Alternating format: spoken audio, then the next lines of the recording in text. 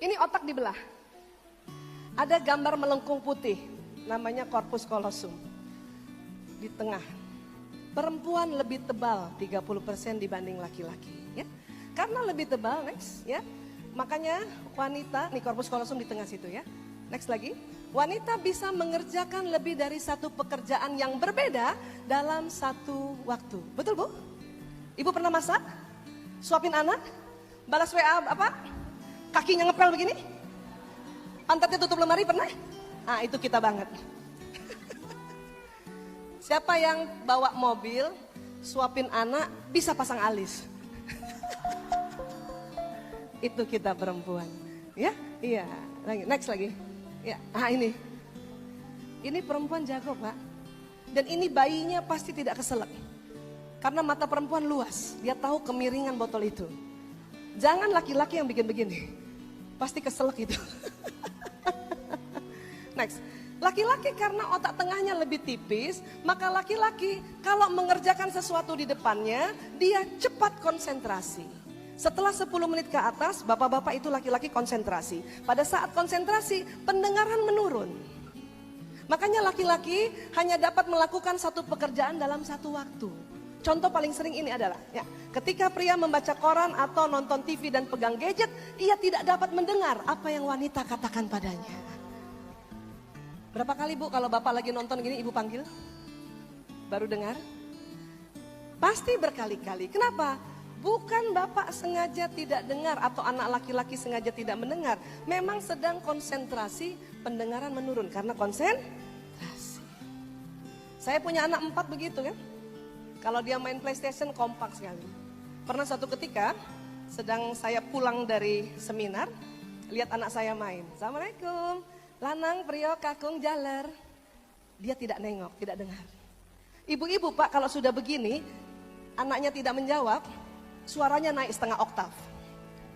Tapi berusaha masih senyum. Lanang, prio, kakung, jaler juga tidak menjawab.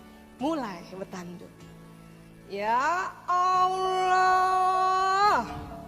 Lanang, prio, kakung, jaler. Gitu kan? 4-4-nya berbalik, Pak. Tuh. Waktu dia lihat muka saya, dia tanya sama saudaranya, "Ibu kenapa marah ya?" Karena dia tidak tahu ini panggilan ketiga. Makanya banyak anak laki bilang sama saya, "Bu Aisyah, saya heran bundaku kalau manggil marah." Itu karena panggilan ketiga, nak. Dan banyak suami-suami bilang sama saya, "Bu Aisyah, saya heran kenapa istri saya kalau manggil melotot." Saya bilang, istri bapak yang mukanya cantik waktu panggil itu panggilan pertama dan kedua. Mas, mas, mas. Pas muka kita begitu dia belok, dia balik. Maka saya harus rubah strategi setelah tahu tentang otak pria. Ibu mau? Supaya selalu disayang suami dan anak laki-laki? Oke.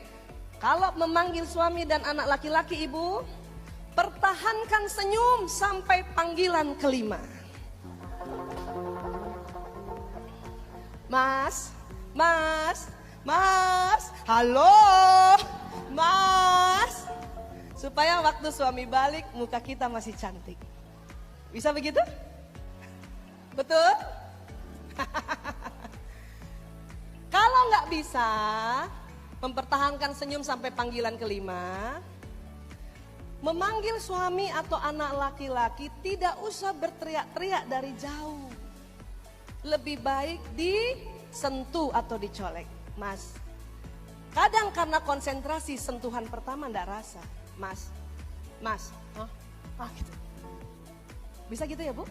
Supaya tidak ribut di rumah. Saya sejak 2006 sudah begitu caranya. Hanya karena ilmu ini baru, saya menikah 92 sampai 2006 kan berantem terus gara-gara ini, ya. Ilmu ini baru, masih sering lupa. Kalau ada suami di depan, saya dari belakang suka begini dia. Mas, mas, oh iya otaknya tipis. Mas, gitu. Untung ingat. Untung ingat daripada bertengkar lagi soal ini. Ya, Ibu, seperti itu ya. Boleh.